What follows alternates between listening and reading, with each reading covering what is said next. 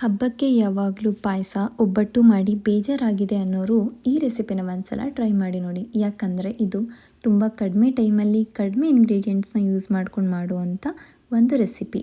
ಒಂದು ಮಿಕ್ಸಿ ಜಾರಲ್ಲಿ ತುರಿದಿಟ್ಕೊಂಡಿರೋ ಕೊಬ್ಬರಿನ ಹಾಕ್ಕೊಳ್ಳಿ. ಒಂದು ಕೊಬ್ಬರಿ ತೊಗೋಬೇಕು. ಕೊಬ್ಬರಿ ಬದಲು ನೀವು ತೆಂಗಿನಕಾಯಿ ಕೂಡ ಯೂಸ್ ಮಾಡ್ಕೋಬೋದು. ಅದ್ರ ಜೊತೆಗೆ 1 ಟೀ ಸ್ಪೂನಷ್ಟು ಗಸಗಸೆ, 2-3 ಏಲಕ್ಕಿ ಹಾಕೋಬೇಕು. ನಾನಿಲ್ಲಿ 2 ಏಲಕ್ಕಿ ಹಾಕೋತಾ ಇದ್ದೀನಿ. ನಂತರ ಅರ್ಧ ಟೀ ಸ್ಪೂನಷ್ಟು ಸೋಂಕಾಳು ಹಾಕ್ಕೊಂಡು ಇದನ್ನು ಗ್ರೈಂಡ್ ಮಾಡಿ ಪಕ್ಕಕ್ಕೆ ಇಟ್ಕೊಳ್ಳಿ. ಪಾಕ ಕಾಯಿಸೋಕ್ಕೆ ಅಂತ ನಾನಿಲ್ಲಿ 4 ಬೆಲ್ಲದುಂಡೆನ ತೊಗೊಂಡಿದ್ದೀನಿ. ಆ 4 ಬೆಲ್ಲದುಂಡೆನ ಚೂರು ಮಾಡಿಕೊಂಡು ಪಾಕ ಕಾಯೋಕ್ಕಂತ ಒಂದು ಪಾತ್ರೆಗೆ ಹಾಕ್ತಾಯಿದ್ದೀನಿ.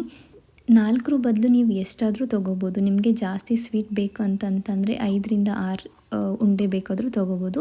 ನಾವು ಕಡಿಮೆ ಸ್ವೀಟ್ ತಿನ್ನೋದ್ರಿಂದ 4 ಬೆಲ್ಲದ ಉಂಡೆ ತೊಗೊಂಡಿದ್ದೀನಿ. ಅವನ್ನು ಚಿಕ್ಕ ಚಿಕ್ಕ ಪೀಸ್ ಮಾಡೋದ್ರಿಂದ ಬೇಗ ಕರಗುತ್ತಂತ ಆ ಥರ ಚೂರು ಮಾಡಿ ಹಾಕಿದ್ದೀನಿ.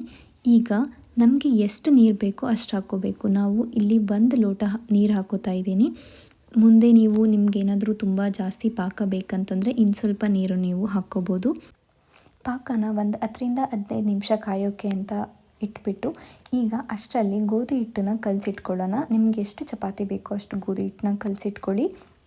ಈಗ ಪಾಕ ಕಾದಿದೆಯಾ ಇಲ್ವೋ ಅಂತ ನೋಡಿ. ಇಷ್ಟು ಕಾದಿದ್ರೆ ಸಾಕು, ತುಂಬ ಗಟ್ಟಿ ಬೇಡ.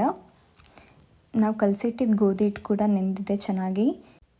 ಈಗ ಚಪಾತಿನ ಹೊಸ್ದಿಟ್ಕೊಂಡು ಹೆಂಚು ಕಾದಿದೆಯಾ ಅಂತ ನೋಡಿ ಚಪಾತಿನ ಹಾಕ್ಕೊಳ್ಳಿ. ಇಲ್ಲಿ ಇಂಪಾರ್ಟೆಂಟ್ ಥಿಂಗ್ ಏನಂದರೆ ನಾವು ಈ ಚಪಾತಿ ಬೇಯಿಸೋಕ್ಕೆ ಎಣ್ಣೆ ಆಗಲಿ ನೀರಾಗಲಿ ಏನೂ ಯೂಸ್ ಮಾಡಲ್ಲ. ಅದೇ ಈ ರೆಸಿಪಿಯ ಸ್ಪೆಷಾಲಿಟಿ. ಯಾಕಂದರೆ ಇದು ಒಂಥರ ಡಿಫ್ರೆಂಟ್ ಟೇಸ್ಟ್ ಕೊಡುತ್ತೆ. ನಾವು ಇಲ್ಲಿ ಚಪಾತಿನ ಕೂಡ ಕಂಪ್ಲೀಟಾಗಿ ಬೇಯಿಸ್ಕೊಳ್ಳಲ್ಲ. ಮುಕ್ಕಾಲು ಭಾಗ ಅಷ್ಟು ಬೇಯಿಸಿದ್ರೆ ಸಾಕು. ಯಾಕಂತಂದರೆ ನಾವು ಮುಂದೆ ಪಾಕದಲ್ಲಿ ಹಾಕಿದಾಗ ಅದು ತುಂಬ ಬೆಂದೋಗುತ್ತೆ, ತುಂಬ ಮೆತ್ತಗಾಗುತ್ತೆ. ಆವಾಗ ಡಿಫ್ರೆಂಟ್ ಟೇಸ್ಟ್ ಕೊಡುತ್ತೆ. ಹಾಗಾಗಿ ನಾವು ಎಣ್ಣೆ ನೀರು ಹಾಕಲ್ಲ. ಅದೇ ಥರ ಮುಕ್ಕಾಲು ಭಾಗ ಅಷ್ಟು ಬೇಯಿಸ್ಕೊಂಡ್ರೆ ಸಾಕು. ಇಲ್ಲಿ ಯಾವಾಗಲೂ ಬಿಸಿ ಚಪಾತಿನೇ ಯೂಸ್ ಮಾಡ್ಕೋಬೇಕು ಕಲಸಿ ರೊಟ್ಟಿ ಮಾಡೋಕ್ಕೆ ಅಂತ ಏನಿಲ್ಲ. ಒಂದೊಂದು ಸಲ ಉಳಿದಿರೋ ಚಪಾತಿ ಕೂಡ ಯೂಸ್ ಮಾಡ್ಕೋಬೋದು. ಇಲ್ಲಿ ಚಪಾತಿ ಕ್ವಾಂಟಿಟಿ ಅಂತ ಬಂದರೆ ನಿಮ್ಮ ಮನೇಲಿ ಎಷ್ಟು ಜನ ಇದ್ದಾರೆ, ಎಷ್ಟು ಕಲಿಸ್ಕೋಬೇಕು ಅನ್ನೋದು ನಿಮಗೊಂದು ಐಡಿಯಾ ಇರುತ್ತಲ್ಲ. ನಮ್ಮ ಮನೇಲಿ ಇಷ್ಟು ಜನಕ್ಕೆ ನಾವಿಷ್ಟು ಚಪಾತಿ ಮಾಡ್ತೀವಿ ಯಾವಾಗಲೂ ಅಂತ, ಅಷ್ಟೇ ಹಿಟ್ಟು ಕಲಸಿಟ್ಕೊಂಡ್ರೆ ಸಾಕು. ನಾನಿಲ್ಲಿ ಒಂದು 10-15 ಚಪಾತಿ ಆಗೋಷ್ಟು ಹಿಟ್ಟು ಕಲಸಿ ಚಪಾತಿ ಮಾಡಿಟ್ಕೊಂಡಿದ್ದೀನಿ. ನೀವು ನೋಡ್ತಾ ಇದ್ದೀರಾ. ಅದೇ ಥರ ಚಪಾತಿ ಎಲ್ಲ ಮಾಡಿದಾದಮೇಲೆ ಈಗ ನಾವು ಚಪಾತಿನ ಚಿಕ್ಕ ಚಿಕ್ಕ ಪೀಸಸ್ ಆಗಿ ಕಟ್ ಮಾಡ್ಕೋಬೇಕು. ನಿಮಗೆ ಯಾವ ಶೇಪ್ ಎಷ್ಟು ಚಿಕ್ಕದು ಪೀಸಸ್ ಬೇಕೋ ಅಷ್ಟು ಪೀಸಸ್ ಆಗಿ ನೀವು ಮಾಡ್ಕೋಬೋದು. ನಾನಿಲ್ಲಿ ಚಪಾತಿನ ಪೀಸ್ ಮಾಡೋಕ್ಕೆ ಅಂತ ಕತ್ರಿ ಯೂಸ್ ಮಾಡ್ತಾ ಇದ್ದೀನಿ. ಕತ್ರಿ ಯೂಸ್ ಮಾಡ್ಕೊಂಡು ಕಟ್ ಮಾಡೋದು ಸ್ವಲ್ಪ ಕಷ್ಟದ ಪ್ರೊಸೀಜರೇ ಆಗಿತ್ತು. ಸ್ವಲ್ಪ ಟ್ರೈ ಮಾಡಿದೆ ಒಂದು ಚಪಾತಿ ಅಷ್ಟರಲ್ಲಿ, ಅಂದರೆ ಅದಾದಮೇಲೆ ಆಗಲಿಲ್ಲ. ನೀವೇ ನೋಡ್ತಾ ಇದ್ದೀರಾ. ಹಂಗಾಗಿ ದೇವರು ಕೊಟ್ಟಿರೋ ಅಂಥ ಕೈಯಲ್ಲಿ ಚಪಾತಿನ ಪೀಸ್ ಮಾಡೋಕ್ಕೆ ಟ್ರೈ ಮಾಡ್ತಾಯಿದ್ದೀನಿ ಇವಾಗ. ಇದು ಈಸಿ ಮೆಥಡ್ ಅನಿಸುತ್ತೆ ಕಂಪೇರ್ ಟು ಕತ್ರಿಲಿ ಕಟ್ ಮಾಡೋದು.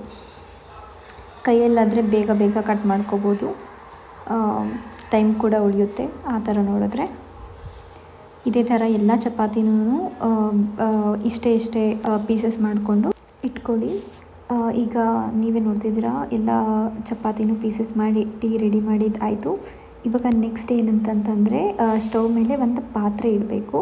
ಆ ಪಾತ್ರೆಗೆ ನಾವು ಮುಂಚೆ ಮಿಕ್ಸಿಗೆ ಹಾಕಿಟ್ಟಿದ್ದ ಮಿಶ್ರಣನ ಹಾಕಿ ಸ್ವಲ್ಪ ಹೊತ್ತು ಕುದಿಯೋಕೆ ಅಂತ ಬಿಡಬೇಕು. ತುಂಬ ಜಾಸ್ತಿ ಫ್ಲೇಮಲ್ಲಿ ಇಡಬೇಡಿ, ಲೋ ಫ್ಲೇಮಲ್ಲಿಟ್ಟು ಸ್ವಲ್ಪ ಹೊತ್ತು ಕುದಿಸಿ. ಒಂದು 5 ಮಿನಿಟ್ಸ್ ಕುದಿಸಿ ಸಾಕು. ಮಿಕ್ಸಿ ಮಾಡ್ಕೋಬೇಕಾದ್ರೆ ತುಂಬ ನುಣ್ಣಗೆ ಮಾಡ್ಕೊಳೋದೇನು ಬೇಡ. ಇಷ್ಟು ಥರ ಇದ್ದರೆ ಸಾಕು, ಅಷ್ಟಿದ್ರೆ ಸಾಕು. ತುಂಬ ಚೆನ್ನಾಗಿ ಬರುತ್ತೆ ಟೆಕ್ಸ್ಚರು.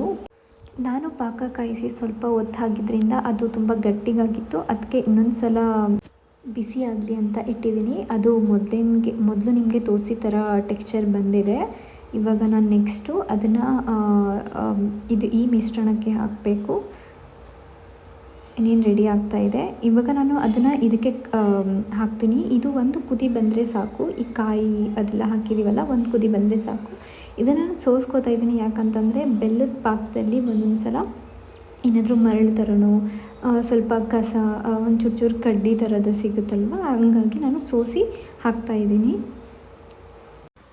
ನಾನಿಲ್ಲಿ ಪಾಕನ ಕಂಪ್ಲೀಟಾಗಿ ಹಾಕ್ತಿಲ್ಲ, ಯಾಕಂತಂದರೆ ಮುಂದೆ ಸ್ವೀಟ್ ನೋಡಿ ಸ್ವೀಟ್ ಏನಾದರೂ ಕಡಿಮೆ ಅನಿಸಿದ್ರೆ ಫಸ್ಟು ಎಷ್ಟು ಕಾಸಿದ್ರೂ ಅಷ್ಟು ಪಾಕನ ಹಾಕ್ಕೋತೀನಿ. ಇವಾಗ ನೀವು ನೋಡ್ತಾ ಇದ್ದೀರಾ ಈ ಟೆಕ್ಸ್ಚರಲ್ಲಿದೆ. ನಿಮಗೆ ಬೇಕಂದರೆ ಇನ್ನೂ ನೀರು ಹಾಕ್ಕೋಬೋದು ತೆಳು ಮಾಡ್ಕೊಳಕ್ಕೆ. ಇಲ್ಲ ನಿಮಗೆ ಸ್ವೀಟ್ ಕಡಿಮೆ ಅನಿಸಿದ್ರೆ ಈ ಟೈಮಲ್ಲಿ ಸ್ವೀಟ್ ನೋಡಿಕೊಂಡು ಇನ್ನೊಂದು ಸ್ವಲ್ಪ ಮಿಕ್ಕಿರೋ ಪಾಕನ ಹಾಕ್ಕೊಂಡು ಸ್ವೀಟನ್ನ ಬ್ಯಾಲೆನ್ಸ್ ಮಾಡ್ಕೋಬೋದು. ಈಗ ಸ್ಟವ್ನ ಒಂದು ಮೀಡಿಯಮ್ ಫ್ಲೇಮಲ್ಲಿ ಇಟ್ಕೊಂಡು ಕುದಿಯೋಕ್ಕೆ ಬಿಡಿ. ನಿಮಗೆ ನೀರು ಬೇಕಂತಂದರೆ ನೋಡ್ಕೊಳ್ಳಿ. ನನಗೆ ಯಾಕೋ ನೀರು ಸ್ವಲ್ಪ ಕಡಿಮೆ ಆಯಿತು ಅಂತ ಅನ್ನಿಸ್ತು, ಅದಕ್ಕೆ ಈಗ ನಾನು ನೀರು ಹಾಕ್ತಾಯಿದ್ದೀನಿ. ಸ್ವೀಟೆಲ್ಲ ಕರೆಕ್ಟಾಗಿದೆ. ನನಗೆ ಚಪಾತಿ ಸ್ವಲ್ಪ ಕ್ವಾಂಟಿಟಿ ಜಾಸ್ತಿ ಆಯಿತು ಅಂತ ಅನಿಸ್ತು, ಹಾಗಾಗಿ ನಾನು ಇನ್ನು ಸ್ವಲ್ಪ ನೀರು ಹಾಕ್ಕೊಂಡು ಬ್ಯಾಲೆನ್ಸ್ ಮಾಡ್ತಾಯಿದ್ದೀನಿ. ತುಂಬ ಗಟ್ಟಿ ಮಿಶ್ರಣ ಆದರೆ ನಾವು ಚಪಾತಿ ಹಾಕಿದಾಗ ಇದಕ್ಕಿಂತ ಜಾಸ್ತಿ ಗಟ್ಟಿಗಾಗುತ್ತೆ, ಹಾಗಾಗಿ ನಾನು ಇನ್ನು ಸ್ವಲ್ಪ ನೀರು ಹಾಕ್ಕೊಂಡಿದ್ದು. ಈಗ ನೋಡ್ತಾ ಇದ್ದೀರಾ, ಇಷ್ಟು ಕುದಿಗೆ ಬಂದರೆ ಸಾಕು. ಇದು ರೈಟ್ ಟೈಮು ನೀವು ಮಾಡಿಟ್ಕೊಂಡಿರೋ ಚಪಾತಿ ಪೀಸಸ್ನ ಹಾಕೋಕ್ಕೆ. ಇಷ್ಟು ಕುದಿ ಬಂದಿದೆ ಅಲ್ವಾ, ಈಗ ನಾವು ಚಪಾತಿ ಪೀಸಸ್ನ ಹಾಕಿಬಿಟ್ಟು ಒಂದು 2 ನಿಮಿಷ ಇಡೋಣ ಸಾಕು. 2 ನಿಮಿಷ ಬೇಯಿಸಿದ್ರೆ ಸಾಕು. ಚಪಾತಿ ತುಂಬ ಹೊತ್ತು ಬೇಯಿಸಿದ್ರೆ ಅದೆಲ್ಲ ತುಂಬ ಮೆತ್ತಗಾಗಿಬಿಡುತ್ತೆ, ತುಂಬ ಬೆಂದರೆ ಸ್ವಲ್ಪ ಅಂಟಂಟಾಗುತ್ತೆ. ಹಾಗಾಗಿ ಒಂದು 2ರಿಂದ 3 ನಿಮಿಷ ಬೇಯಿಸಿದ್ರೆ ಸಾಕು. ಈ ರೆಸಿಪಿ ಖಂಡಿತವಾಗ್ಲೂ ತುಂಬ ಸಮಯ ತಗೊಳ್ಳಲ್ಲ, ಯಾಕಂತಂದರೆ ನಾವು ಮಲ್ಟಿ ಟಾಸ್ಕ್ ಮಾಡ್ಬೋದು. ಒಂದು ಪಾಕ ಕಾಯಕ್ಕಿಟ್ಟು ನಾವು ಚಪಾತಿ ರೆಡಿ ಮಾಡ್ಕೋಬೋದು. ಚಪಾತಿ ರೆಡಿ ಮಾಡಿಕೊಂಡು ಅಷ್ಟರಲ್ಲಿ ಚಪಾತಿ ರೆಡಿ ಮಾಡ್ಕೊಳ್ಳೋದೇ ಸ್ವಲ್ಪ ಟೈಮ್ ತೊಗೊಳುತ್ತೆ. ಚಪಾತಿ ಪೀಸಸ್ ಮಾಡೋದೆಲ್ಲ ಅಷ್ಟೊಂದು ಟೈಮ್ ತೊಗೊಳಲ್ಲ. ತೊಗೊಂಡಿದ ತಕ್ಷಣ ಇದು ಕುದಿಯೋಕ್ಕೂ ಜಾಸ್ತಿ ಹೊತ್ತು ತೊಗೊಳಲ್ಲ. ಎಲ್ಲ ಓವರಾಲ್ ಟೈಮ್ ನೋಡಿದ್ರೆ ಒಂದು 10 ಮಿನಿಟ್ಸ್ ಕುದಿಸಿದ್ರೆ ಸಾಕು. ಹಾಕಿ ಇವಾಗ ನೋಡ್ತಾ ಇದ್ದೀರಾ ಗಟ್ಟಿಗಾಗಿದೆ ಅದನ್ನು ಹಾಕಿದಾದ್ಮೇಲೆ. ಇವಾಗ ನಾವು ಸರ್ವ್ ಮಾಡಿಕೊಂಡು ತಿನ್ಬೋದು. ಈ ಸ್ಪೆಷಲ್ ಡಿಶ್ಗೆ ನಾವು ತುಪ್ಪ ಹಾಕ್ಕೊಂಡ್ರೆ ತುಂಬ ಟೇಸ್ಟಿಯಾಗಿ ಬರುತ್ತೆ. ನಾವು ಆಲ್ರೆಡಿ ಸೋಂಪು ಕಾಳು ಹಾಕಿರೋದ್ರಿಂದ ಈಗಾಗಲೇ ಸ್ಮೆಲ್ಲು ತುಂಬ ಚೆನ್ನಾಗಿ ಬರ್ತಾಯಿದೆ. ನೀವು ನೋಡ್ತಾ ಇದ್ದೀರಾ, ಟೆಕ್ಸ್ಚರ್ ಆಗಲಿ ಕಲರ್ ಆಗಲಿ ತುಂಬ ನ್ಯಾಚುರಲ್ ಆಗಿ ಬಂದಿದೆ. ನೀವೊಂದ್ಸಲ ಟ್ರೈ ಮಾಡಿ, ಖಂಡಿತವಾಗ್ಲೂ ಇಷ್ಟ ಆಗುತ್ತೆ ನಿಮಗೂ ಕೂಡ.